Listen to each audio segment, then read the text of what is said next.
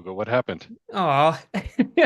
Welcome everybody to Hump Day Hangouts episode 488, the one where our special guest doesn't have a special sweatshirt. But that's all right, because he's still a special guest. We'll get into that in a minute. We've got some fun stuff going on today. This is, as I said, episode 488. Today is the 20th of March, 2024. And before we get into the special stuff and then the questions, we are going to say hello to everybody real quick. So I'll start with Jeremy. Jeremy is our special guest today. We're going to get into a little bit more about who he is, what he does here shortly. But Jeremy, you want to say hi to everybody? Hey, everybody. Pleasure to join you today. Cool. Chris, how you doing today? Doing good. Kind of spring here already, like with 17 or 18 degrees Celsius the other day. So yeah, summer, sun is Wow. here and stuff. So quite happy about that as well. Other than that, lots of work, lots of things getting done, lots of moving pieces. But that also means yeah, new exciting things for our customers.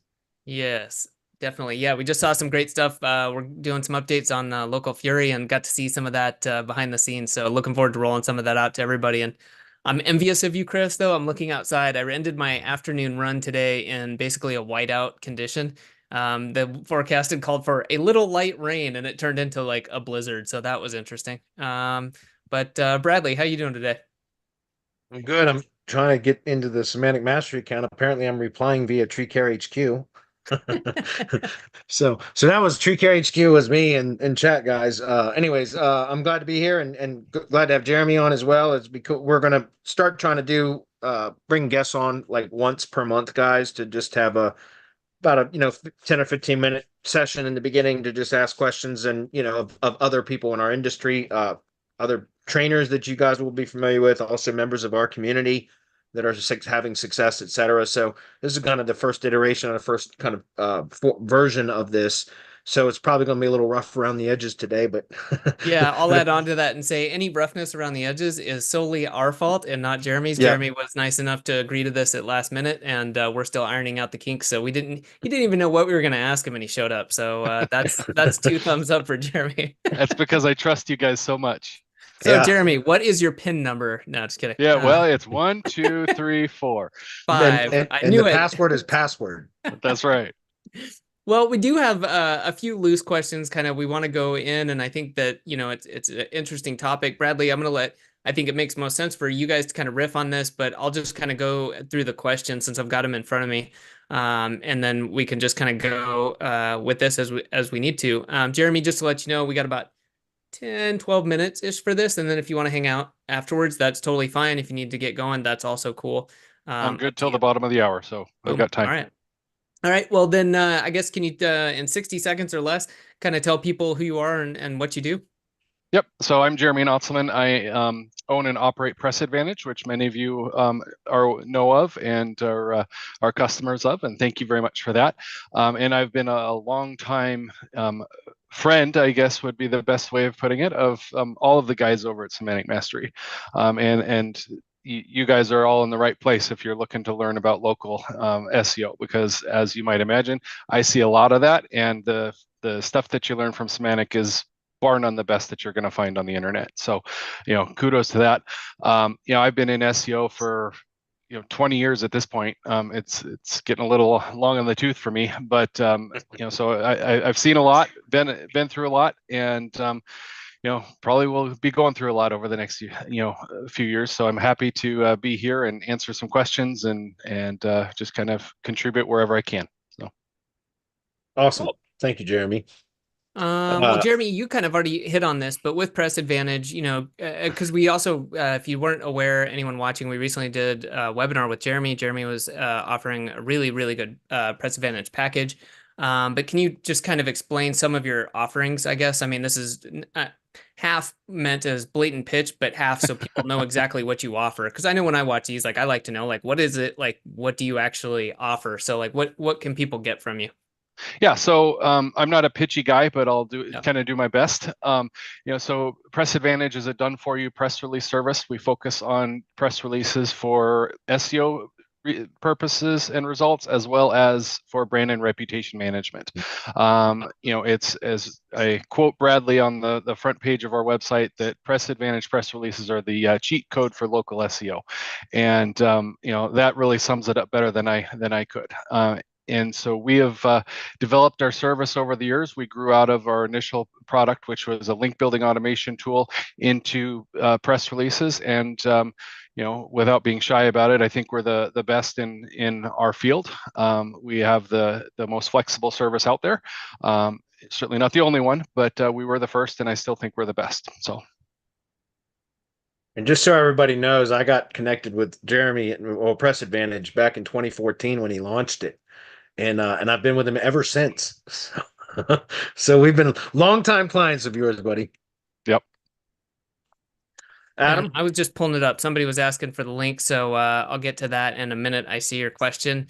I guess this would be kind of in the same vein as the webinar. You guys might have already covered this, but in terms of tips for local SEOs, Jeremy, what do you anything that comes to mind? Obviously, your specialty being what you do, but do you have anything that you feel like is worth sharing with local SEOs?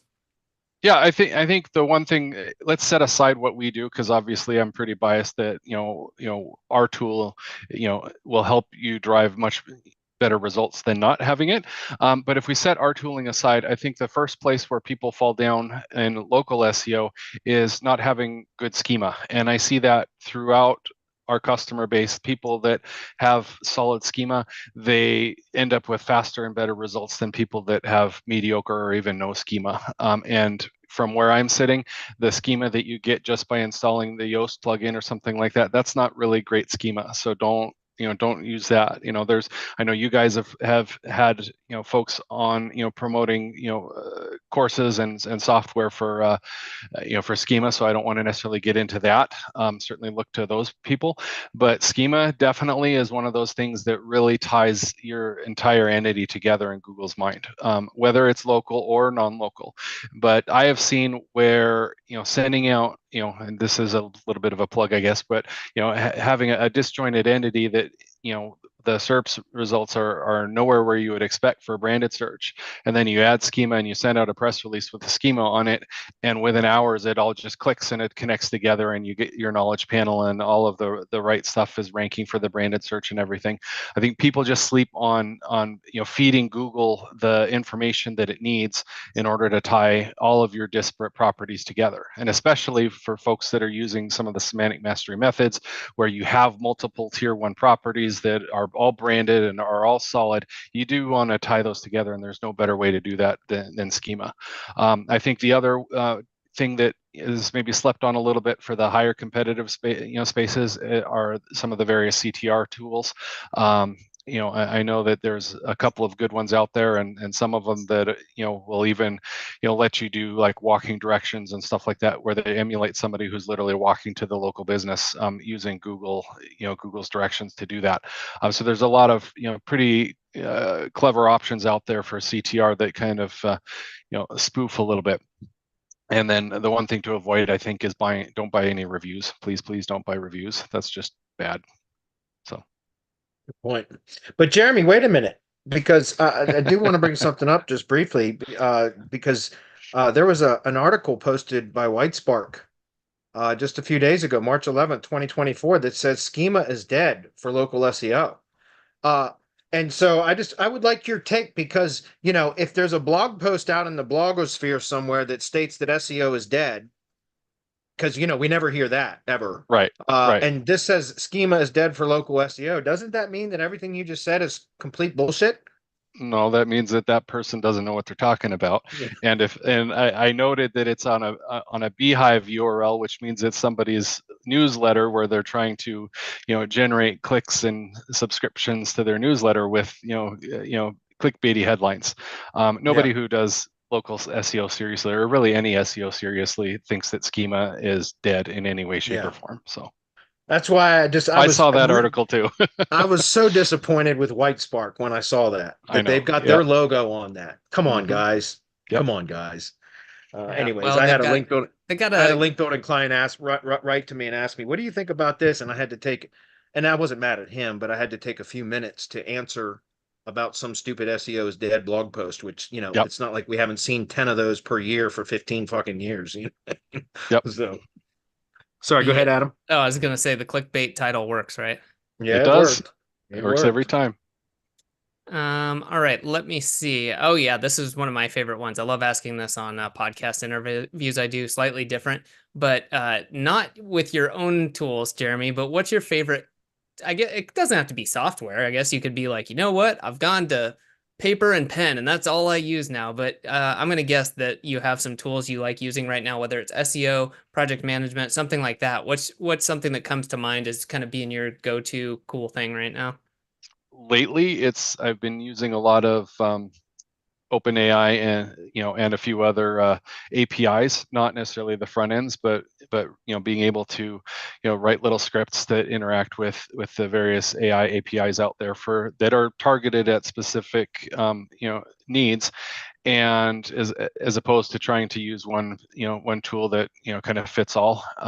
Building these little targeted scripts that I can use, and they're really just for me personally. I just use them in my own daily workflow to make myself more efficient and that sort of thing. That's one thing. And then the old standby is Google Sheets and Excel. It kind of depends on the exact thing that I'm doing, but I do so much stuff in a spreadsheet that I could maybe do with a more targeted tool, but I find that spreadsheets are so efficient for working with data and analyzing data and stuff that it's hard to beat that. And then especially if it's in Google Sheets, it's easy to share with people and get collaboration on and stuff like that. So I think those are the two big ones that I use on a daily basis.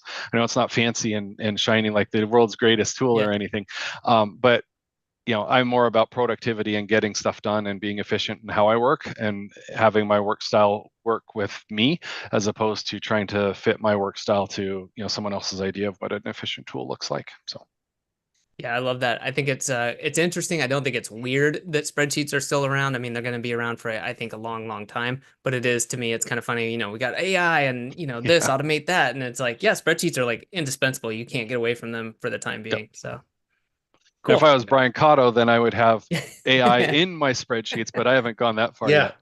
Yeah, and, I think that's spreadsheets like for link like the building and infinite everything mirror else. trick where it just keeps going down. So we'll have to get Brian on here and talk about some of that. So we will.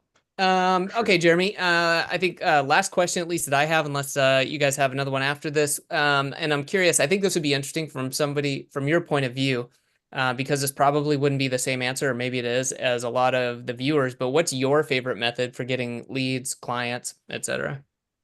So I think my answer is certainly going to be a little bit different, because my customer profile is going to be dramatically different from most of the listeners and viewers here, because the listeners and viewers are my client profile. And so if I set that aside and maybe put myself into their shoes, what I would probably be doing a lot of is physical mailings to my potential customers. So we'll pick on Bradley, since everyone knows he's in tree care. I would be sending out physical mailers to these business owners, and advertising my services that way, because especially if you pull something out of maybe the kind of the real estate field and do like the yellow letters that are handwritten and stuff like that, where it looks more personable. Those I think are going to help set you apart, because everybody's inundated electronically nowadays, and people are back to actually opening the letters that they get, because you don't get very many of them anymore, and so it's a bit of a novelty. And so for the purposes of grabbing attention, I think that is an underrated method for going out and finding new clients. Cool. Yeah, and as a follow-up, Bradley, do you have any recommendations for people to do that? As far as, because I know that can be kind of a hurdle for people, where it's like, oh man, I've got to come up with all of this stuff. How did you get started doing that? Because I know you've talked about doing that in various businesses. Like, do you have a service you go to as far as the mailings? Do you have anything you use to write it, or how did you do that?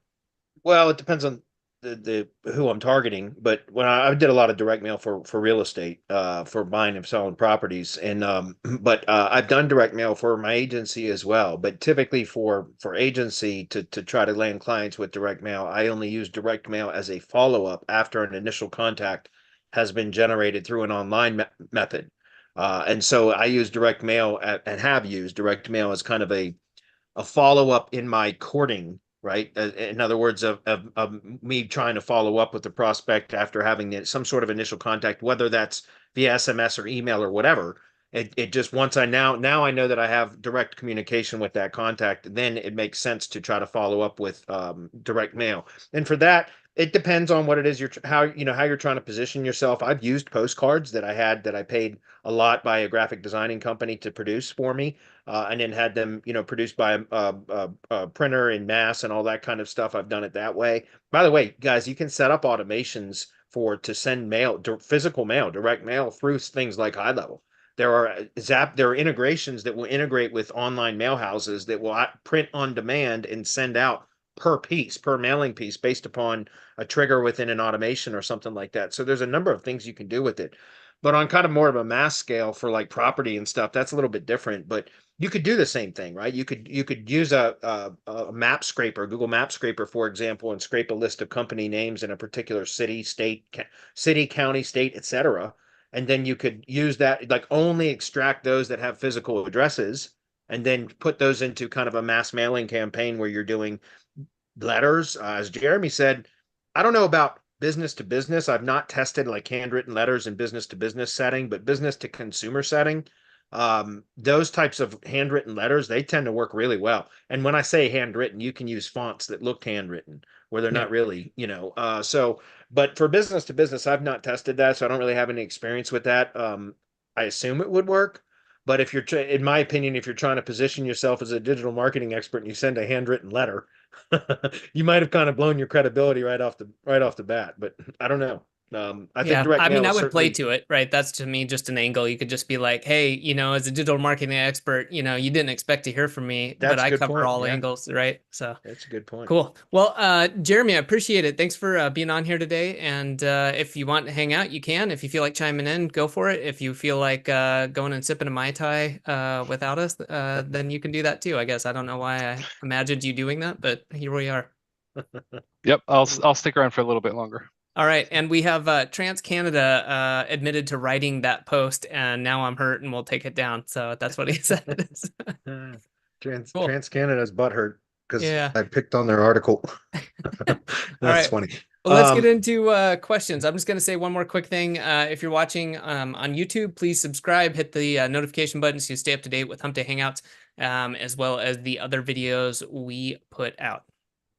Right on. Well, we only have 3 questions today. Cool. One of them can be a little bit in depth though, and then the other 2 I'm going to need some clarification on. So we might be done early today, which is fine. So let me go ahead and grab the screen. I'll jump right into it. So the first one is from David, and this is the one we'll probably spend some time on. I've covered this many times in our mastermind, like almost every time we do a webinar. And I've covered it here on Hump Day Hangouts a couple of times, but I'm going to cover it again. And then the next time this question gets asked, we're just going to point to one of the previous times I've covered this. But I understand it's a kind of a thorough subject, and so I'm going to give some examples of that again today, guys. We're going to walk through this briefly about how I use Google search and Wikipedia to try to determine and learn more about what Google understands about a topic or business category. And so I'm going to kind of walk through that process a little bit again today. But again, I've done this so many times, guys, in our mastermind, etc. But I'm going to do it in a public setting here to a degree, not as deep as I do it in our mastermind, but we're going to go through that. But a couple other things before I move on, because this will give, I know Craig's here. I saw him comment earlier. Craig, if you can provide a little bit more clarity about your question. I'm not sure I understand what you're asking there. So I would encourage that. And then David, it's the same David. I know it is. Again, I don't know what you're asking about here, David. If you're on the webinar and you're watching, if you can provide some clarity between now and when I finish that first question, then I would try to answer it. But when I'm asking you specifically for clarity about this question, it's which Google update are you referring to? Because there are a dime a dozen now. Google is it's a never-ending hamster wheel of updates. And so I don't even know which one are you talking about. And honestly, has there been a engagement signals update that I'm unaware of? And that's very likely, by the way. I'm not being I'm being sincere now, because there are so many updates, guys. I've said this publicly dozens of times. I don't keep up with all the updates unless I see something significant happen with my own sites or my client sites. And then I start paying attention and I try to dig into it. But there are so many updates that roll out consistently. And everybody always wants to ask opinions on this update and that update. And I don't pay attention to that shit until I see something significant occur. And then I go in and do it, because I don't have the time or the desire to go through and monitor all the stupid Google updates that come through. So just to be clear, I'm not sure what specifically from the latest Google updates. Well, there's been several, so I don't know which update it's supposed to be. So just clarify that for me, and then I'll try to give you a proper answer if that's clear. All right. I'm not aware of any updates that affect engagement signals, so I'm not sure how that would affect Local Fury anyway. I know about the spam updates and helpful content updates and all the other updates that they keep rolling out, but I didn't know any of them had to do with engagement signals. So if you could specify specific, precisely which one you're talking about, then maybe I can give you a better answer. Okay. So with that said, guys, let's jump into this. This is the question. If you started from scratch with a new niche, how would you recommend someone use Wikipedia to help out map out a new website architecture? So what I'm going to do is jump into Firefox, guys, just so we can have a clean Google browser here. And I'm just going to, walk through or talk through some of how I would do this. So, for example, one of the things I want to do is find out what are some of the keywords, products, or services essentially that are a business offers. And then I'm going to go to Google and I'm just going to search Google for keywords and then append for various product or service keywords associated with that business. And then I'm going to append Wikipedia to the search. So I don't know. Let's just do I don't know, roofing, right? Let's just do roofing Wikipedia. Unless somebody has a better idea, let's just go with this one. So why I do this, guys, is because I want to understand.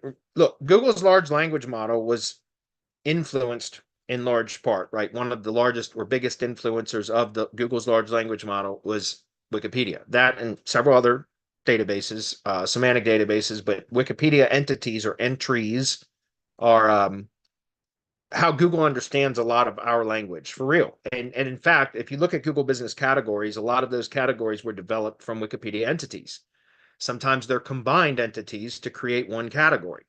So multiple entities combined to create one category. But that is one of the ways that Google trained its large language model. And so if you can understand Wikipedia entities and how they relate to products and services within a particular industry, then you can get an understanding of how Google understands the language associated with that industry. And I use that word specifically, the language associated with the industry, because it's one thing to do this research where you're appending search query or Wikipedia to search queries, product or service keywords related to the industry that you're researching. But why do we do that? Number one, we're appending Wikipedia to the search because I want to know what because Google's sorting by relevance to that search query. Right? So if the query is roofing and in Wikipedia, Google is going to show Wikipedia entities according to their relevance to the query, the search query of roofing, if that makes sense. So I can, first of all, understand what are the main entities associated with the products or services associated with this industry, and how are they sorted by relevance according to Google. So I don't want to go directly to Wikipedia and search this because they're going to have a different search result.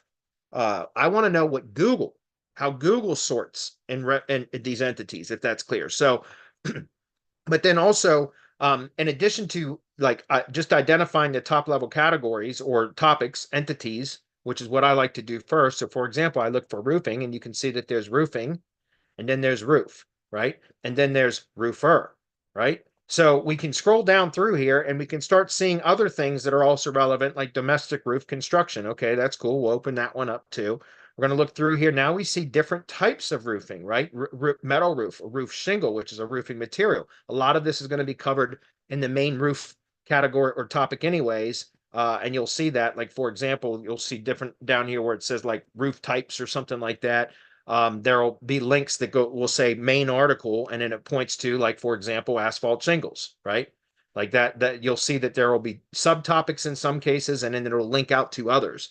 But the point that I'm trying to make here is, first, we want to identify what are the top level topics or entities according to Google. that are related to our search query, like a product or service search query for that particular industry. And this is just one. We can go through and I'll show you some different examples. But then you want to open them up and then start to kind of, for example, this one for roofing, it shows that roofing can mean roofing material, roof topping, or the profession of a roofer, right? And then see also roof for general description of roofs and roofing. So this is one of those pages that basically show, hey, this word can be used, can have different meanings depending on which context it is used. And then you just scroll through and identify which context it is. Let me give you an example of that, and so that this can make sense. And then one other thing I want to talk about is if I'm just going to say Culpeper, Virginia. That's not where I'm at right now. But in addition to looking at the Wikipedia entities, what I recommend, and this is, like I said, one of those like disambiguation pages or whatever that you call it, that show the different contexts that can be used in. And then you would select the appropriate context and click through and then read through that language. And that's where I was getting at. If you get through to the topic, the entity page, essentially the entry in Wikipedia, it's one thing to understand how they are sorted and relate to the initial or the seed query, right? But then it's another to scan through these documents and understand how Google understands these topics or entities, right? And so one of the ways you could do that is by scanning through, especially the first couple of paragraphs. But what I like to do is also kind of for the top level topics such as roof, I also want to look through at the structure of the page, okay? Because that's going to give me ideas on how I can structure the site structure in its entirety when we're talking about top level topic terms, but then also page structure, right? There's two really important things when optimizing a site.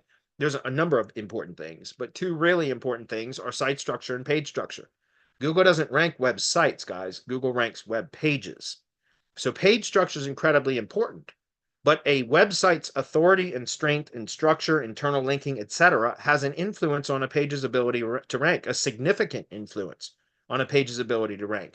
So we always want to start by optimizing at the page level, right? But we need to make sure that that page is part of a site that is optimized well too, has sound structure, good internal linking, etc., right? Because again, especially because of helpful content update, guys, which is now apparently integrated as another core layer of the algorithm.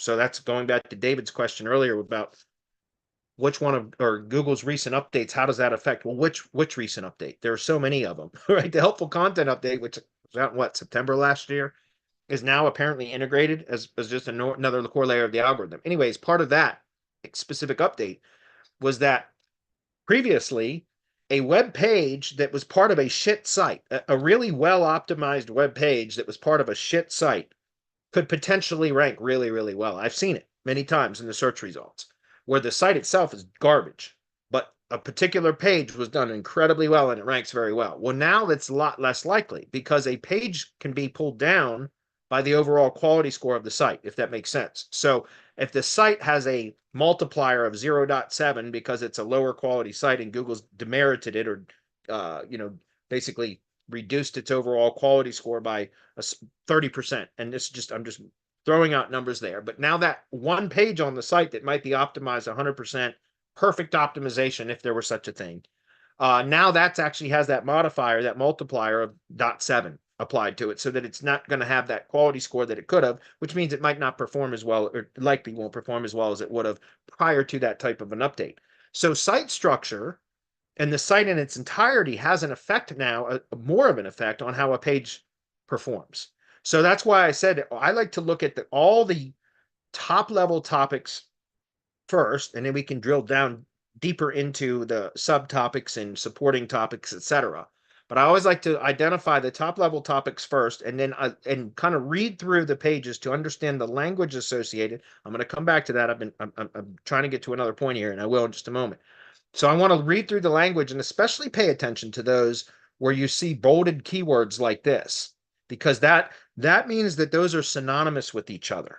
And so I want to understand kind of topic structure and the hierarchy, right? How the topics integrate with the subtopics and supporting topics, right? And then I also want so that I can glean some information on how to potentially optimize the site structure, especially when it's in one topical category. When you have multiple topical categories, Like, for example, maybe an HVAC, electrical, and plumbing contractor, because a lot of HVAC contractors also do plumbing and electrical services. Those are three separate business categories, three separate topical categories. That makes sense.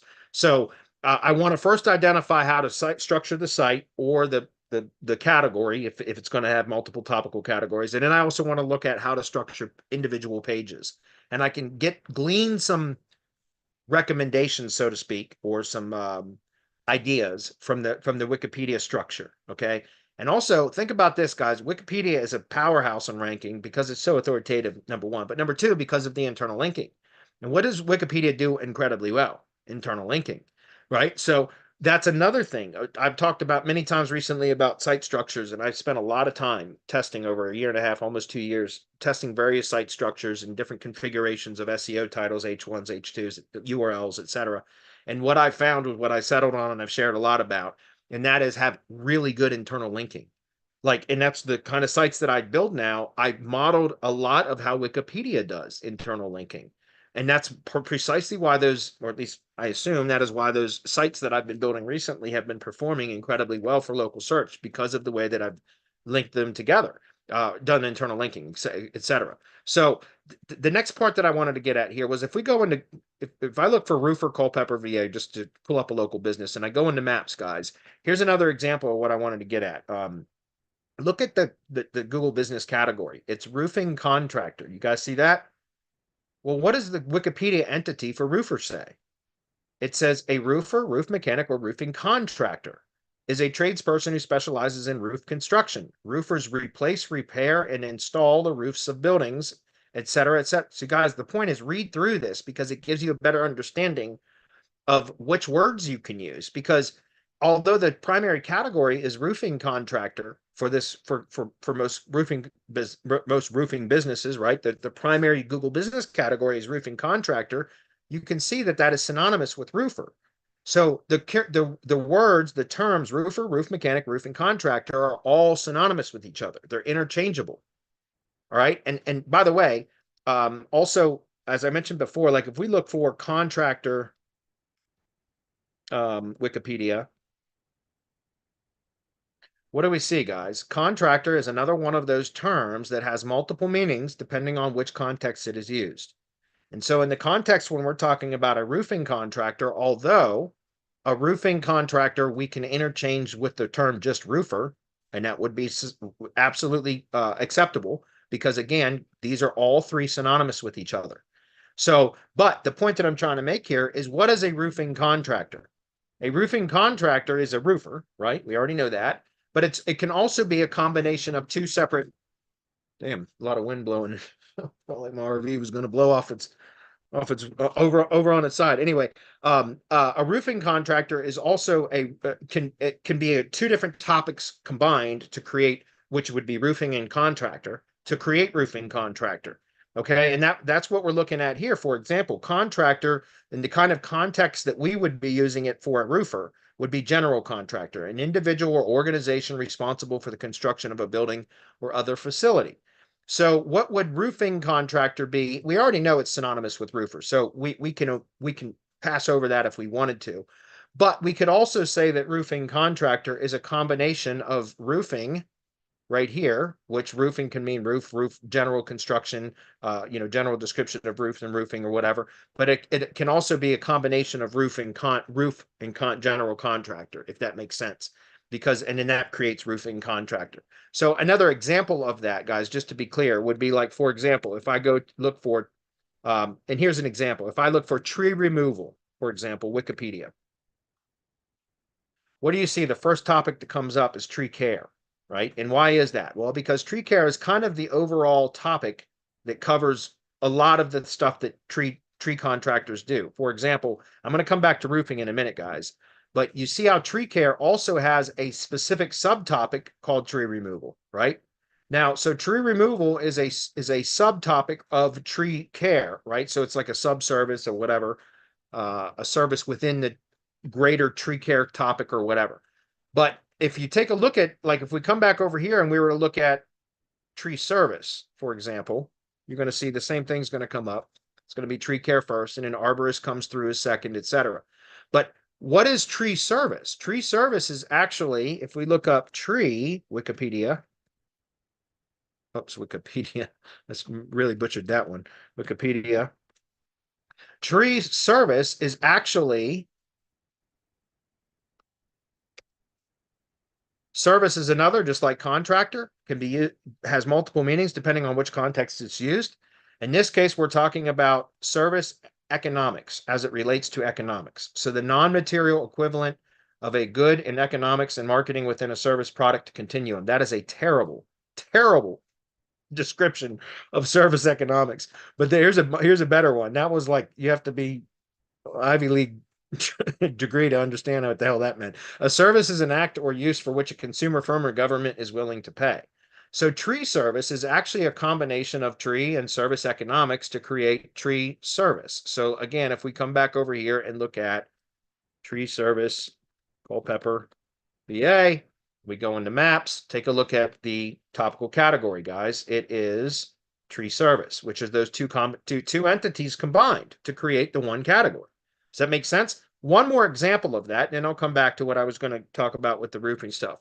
Would be if we take a look at yet another one. If we look at tree surgeon, right? So tree surgeon, Wikipedia, what comes up? It's arborist.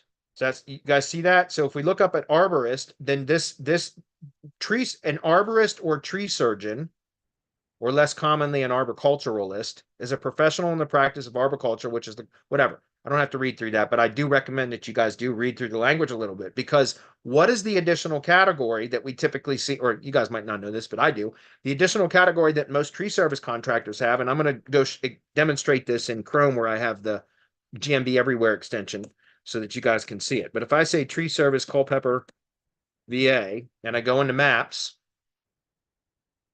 you're going to see the primary category is tree service for most tree service companies, but then all of a sudden you're going to see the additional categories pop in. And what do you see? This is a terrible example of that. Yeah, I'm not seeing any. There we go. There's one finally that has it. That's rare that I don't see it often, because usually in most other areas, arborist and tree surgeon. You see that category, guys?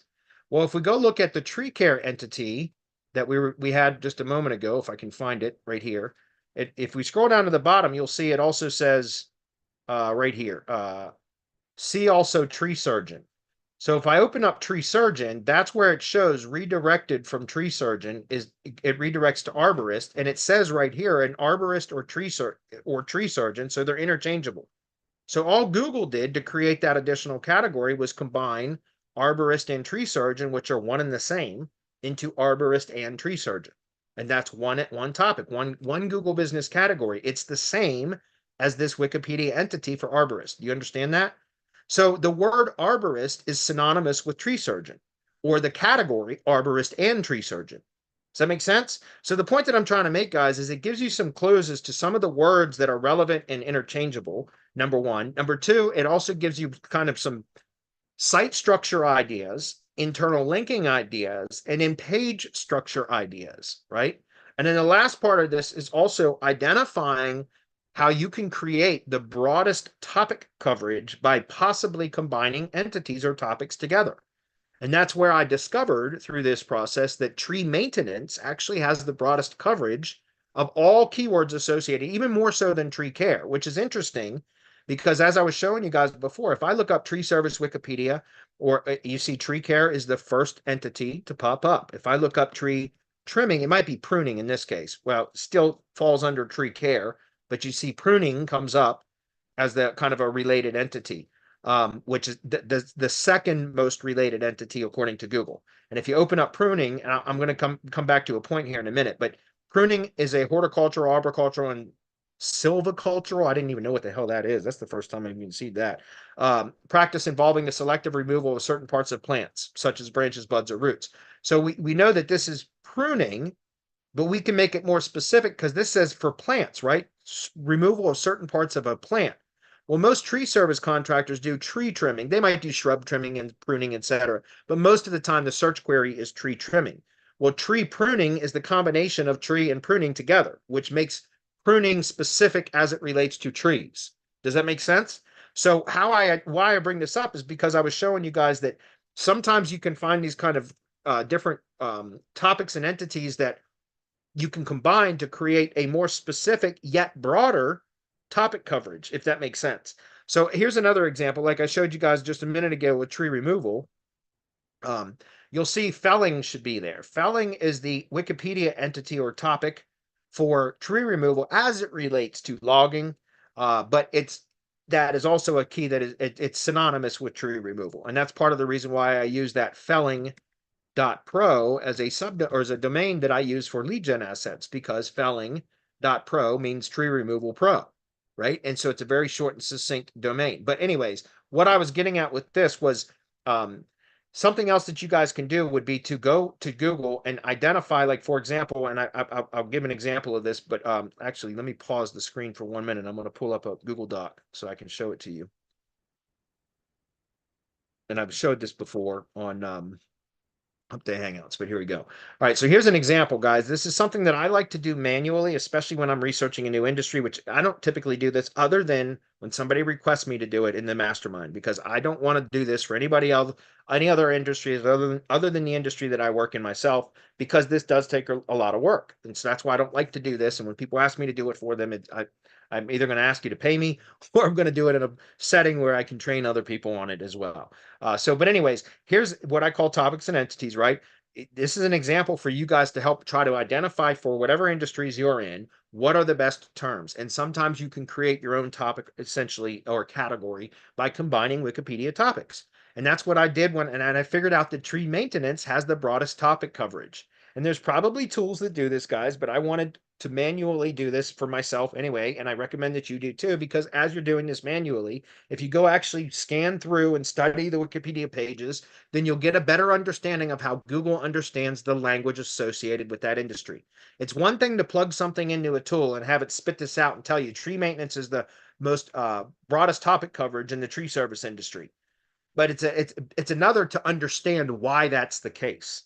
And that's why I recommend going through this exercise that I'm about to demonstrate. And that is, again, going back to Google and just doing a search. If I look up tree care, for example, not with Wikipedia appended, if I scroll through here and I'll start to identify the keywords that are bolded by Google. So any search query associated with your industry, omit the location modifiers, just go with the topic terms, right? The broad terms, and then scroll through the search results and look at the bolded words. Right? The bolded words mean that Google thinks that those words are associated or synonymous, those words or phrases are synonymous with that search query, which means they're related. That makes sense. And so what I recommend is, if you go through this process, and if I looked up tree care, if I looked up tree removal, we're going to do just 2 or 3 of these, guys, but if we just open up a few of these, and then I'm going to put in tree maintenance, and I'm going to get to a point here about, and I also have another point I want to talk about maintenance as well. Maintenance, ANCE.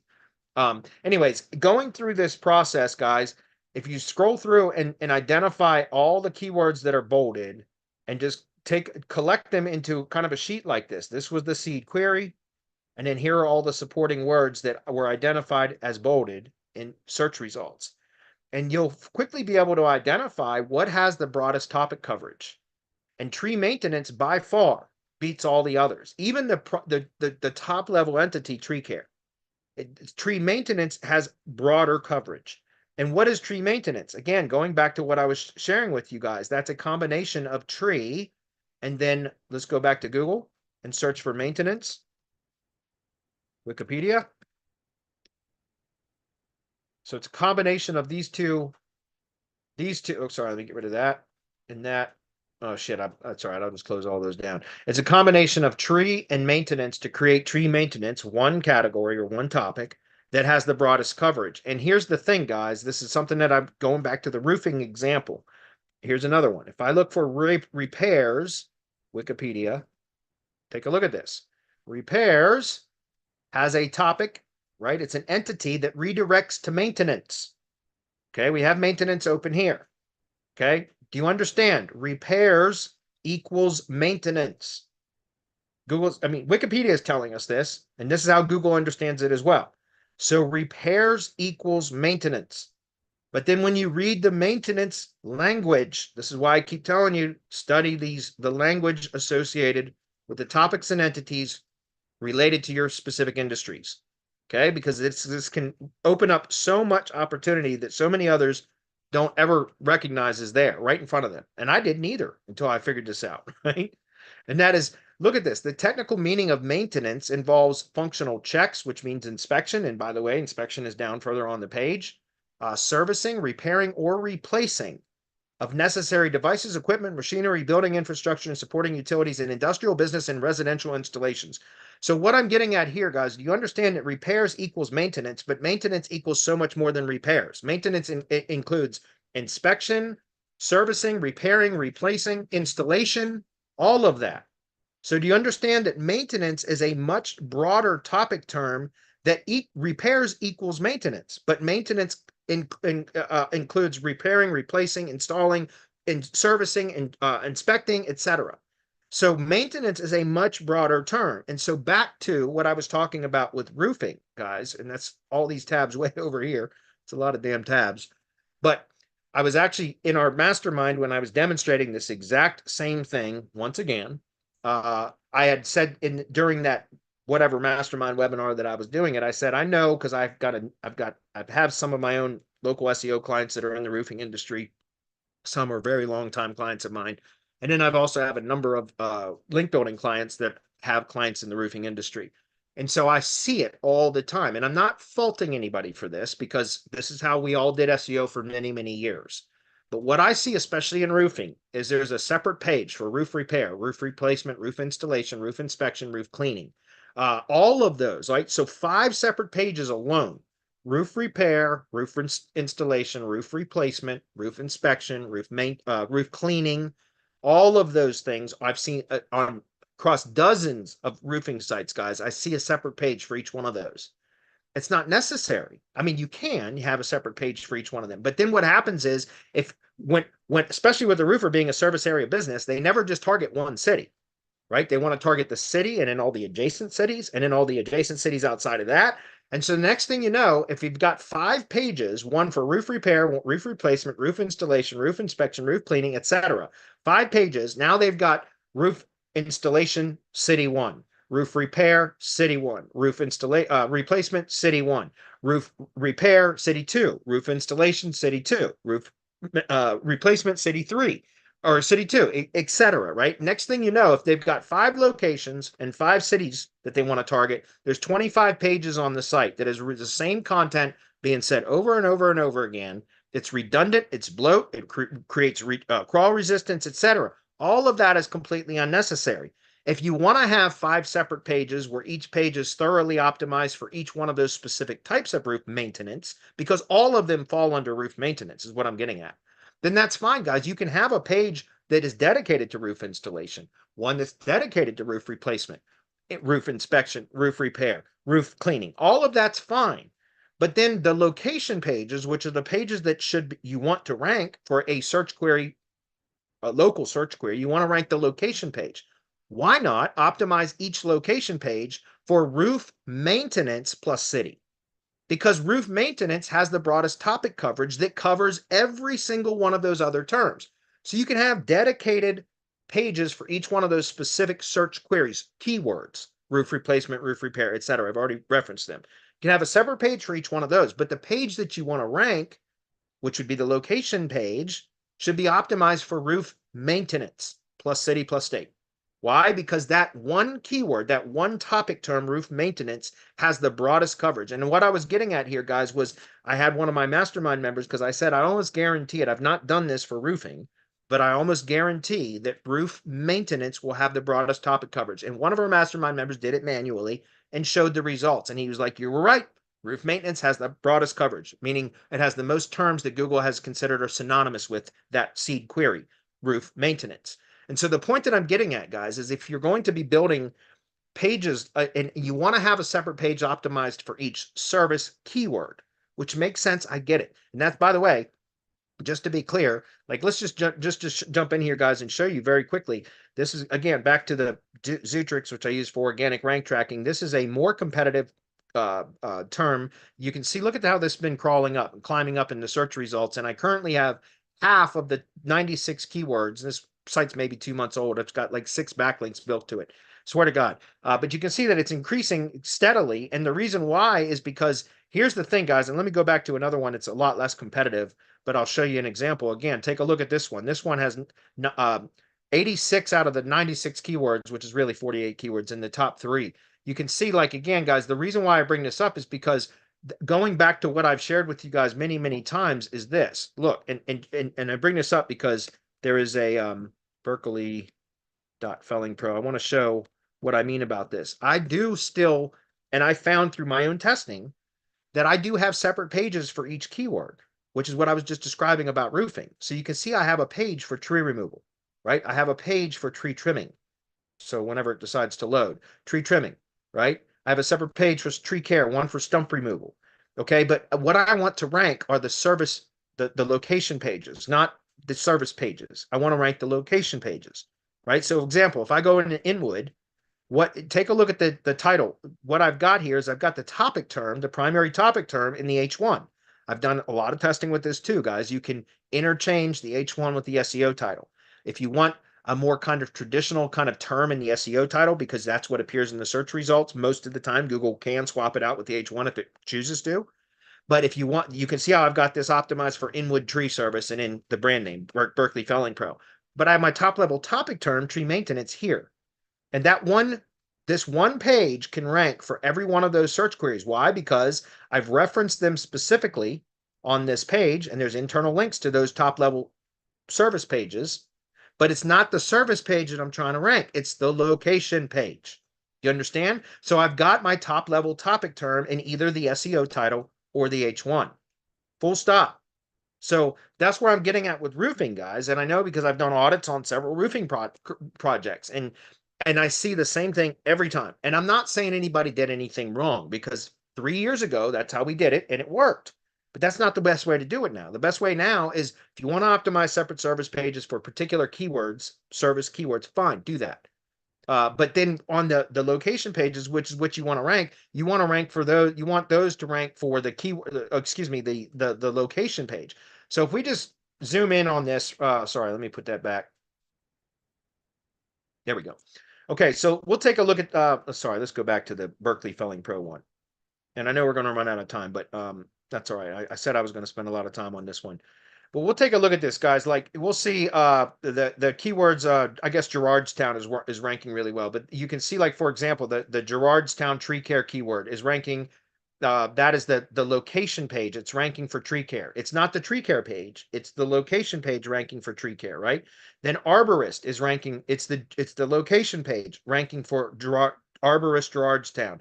Tree service, it's the location page ranking for tree service Gerardstown. And I've demonstrated that many, many times, guys. Again, very similar site structure. If I go look at tree service Newburgh, Kentucky, you'll notice is when I first started testing this kind of a site structure, that site right there. Again, what are we looking at?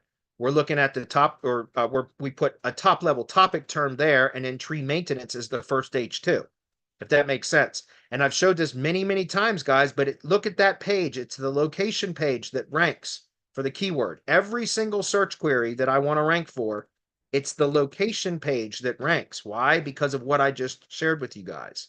It's, again, you can have separate pages optimized for each one of these services, which is what I did here. But then you optimize the location page for the top level, broadest coverage topic term. And then that one page can rank for every single search query associated with those topic in that topic, which is why I said this is an important, in my opinion, a very important exercise to go through, guys, is to go through this, what I just showed you here. Figure this out. And by the way, this is why I keep telling everybody, those of you that work in 15 industries, good luck. God bless you. I don't know why anybody would want to put themselves through that much effort to learn this kind of stuff, but it takes, I'm still doing testing in the tree service industry, guys. Like, for real, I've been doing SEO work for tree services for 10 freaking years, and I just discovered this last year. Does that make sense? So that's why I said, in roof maintenance, guys, I promise any of you in the roofing industry, if you just do what I said, don't believe me, just go out and set up a test site and try it. Optimize for all the services you want with separate pages, but the location page, optimize for roof maintenance. I promise you that those location pages will perform considerably better, especially if you have internal linking the way that I've been showing with all these types of sites. right? Each service page links to every location page. Every location page, or each location page, links to every service page. It's one great big reciprocal link. Look at Wikipedia. Where do you think I got the idea? You know what I mean? So anyways, hopefully that is clear, and hopefully that answered your question, David, for God's sake. I've answered that question so many times in the mastermind, and I just did it again. I'm happy to do it again, guys. But like I said, just next time I'm going to point to an existing training because I feel like I do this all the time, which is okay. I get it. All right. If there are any questions that I need to address in chat, What I was looking at right now, let's see. Let me go back up. Jasper, I see. What's up, Jasper? He's here. What's up, buddy? He said you could do the same research, search keyword plus Wikidata. Yeah, the difference is Wikidata is machine readable format, right? Wikipedia is human readable format. That's the only difference, guys. Again, if you look at Wikidata, for example, if I come over here and do, let me just get rid of some of these because I got so many of them open. So if we look up tree care Wikidata, for example, and we click through to that. Oh, that was Wikipedia. Sorry, let me go back. Apparently, it's arboriculture and Wikidata.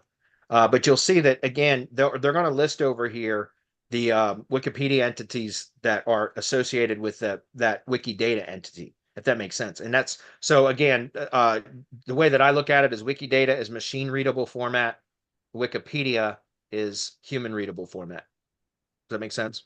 Oh, sorry, Adam, you were starting to say something. No. I was just going through the questions. Somebody, let's see, had said, have you noticed any ranking drops with the removal of the GMB website, or is it still too early to notice? Not sure if you. No, I haven't seen any. Okay. Not even a single bit. But remember, that's because right now that URL, including the post URLs, are being redirected to the GB map URL. And I was concerned that the post URLs wouldn't, that we would just lost that, because I did a lot of link building to post URLs.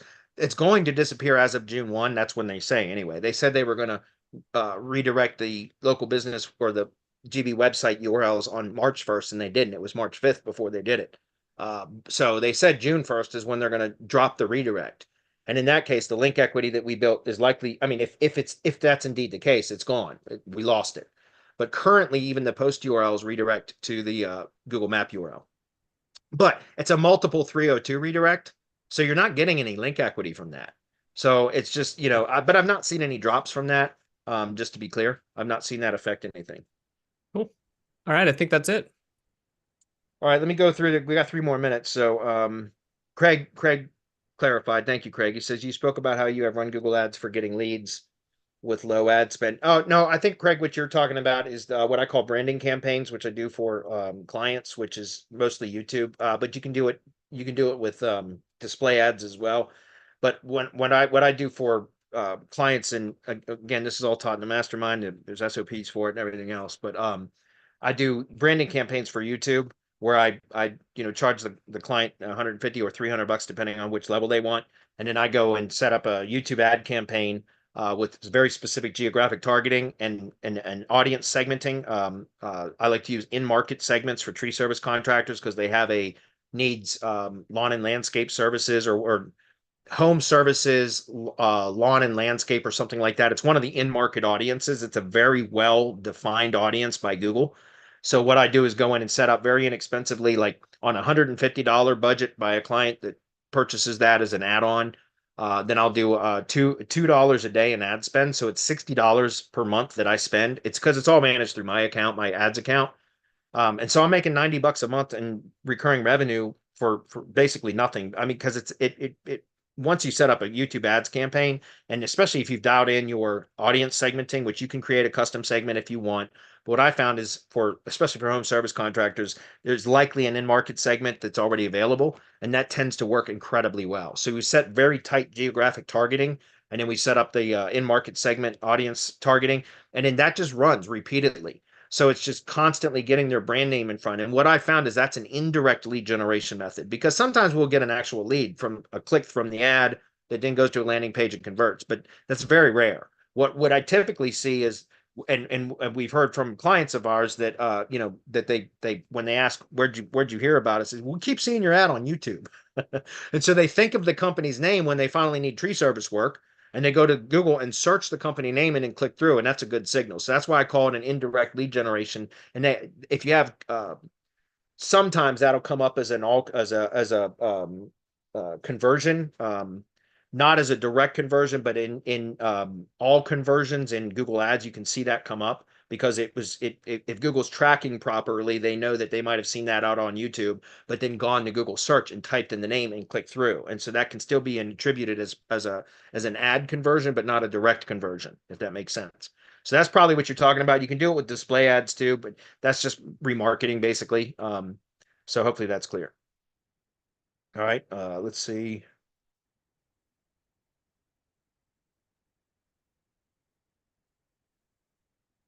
After battle plan, is there an upscale or discount to mastermind? I don't think so. No discounts. Like I said in there, you can join quarterly, and that's the closest That is the we do to discount. a discount. Yeah. That is the discount. Oh, and look at that. Digital Lear. That's Clint. What's up, buddy? He says, I built a franchise website for 100+ locations in roofing. The method works. I believe that's Clint. Yeah, that it absolutely works, guys. That's the whole point. And guys, just to be clear, I did a lot of testing with taking the service page and trying to make the service page the best. Like, in other words, and you'll see that in some of my builds where I've, like, even my local.treecare.hq site, which does not perform as well as these other structures. And I hate to say that because I really had hoped that this particular structure would be the best, but it's not. And it does not perform as well as the other structures, that the other format that I just showed you. And that is, if you take a look at this particular page, this is the service page, where all of these services fall under that tree service Google business category. But so what I did was I listed all the services on this page. These are just jump links. These are not separate pages. Do you understand? And what I'm getting at here is that I tried to do the same process where we create the location pages that then reference each of the services, but via jump link instead of linking to their own dedicated service page. And this does not perform nearly as well as the and unfortunately it did briefly, like when I first built it, but I think the algorithm changed a bit or whatever, because this does not perform nearly as well as when I have separate dedicated service pages. And then, but the location page is what we want to rank. So that still is that part of this process is still accurate. And in other words, the location page is what I want to rank. So the location page is what we optimize for the top level topic or category term.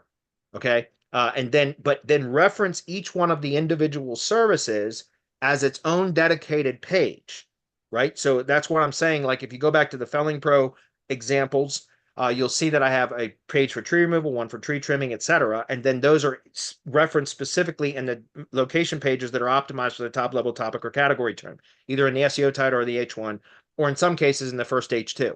Because like I said, I was testing in different configurations. But that all I'm saying is now the location page will rank for all of those different products or services. Why? Because it's optimized for the broadest topic term that already, according to Google, that term is synonymous with every one of these search queries. Does that make sense? That's why it performs so well. So in my opinion, guys, you're way better off doing that because, like I said, back to that original example, 5 services in roofing and 5 locations. Most sites I look at will have 25 pages, a ton of bloat, ton of redundancy. You could have 5 service pages and 5 location pages. So 10 pages versus 25. And I guarantee you that site will perform better, as long as the internal linking is done as well too. Because that's very important, guys. The internal linking is important because that's how you create the associations between the location and the services and vice versa. Hopefully that's clear. I think that was it. Can we wrap it up? I think so. We're good to go. Let's see. Yep. Let's see. Dave the Sage is Felling Pro, your test site, and it's in position 13. Do you keep your customers ranking higher than you, Dave the Sage? Which I don't know which one you're looking at, Dave, because I've got a ton of test sites out there, and I show test sites, Dave, obviously, because when I show real money sites that I generate revenue from, people on these stupid public webinars that had nothing better to do than the negative SEO stuff. So I'm not sure which one you're asking about. Alexander. Okay, guys, we're done. We'll see you guys next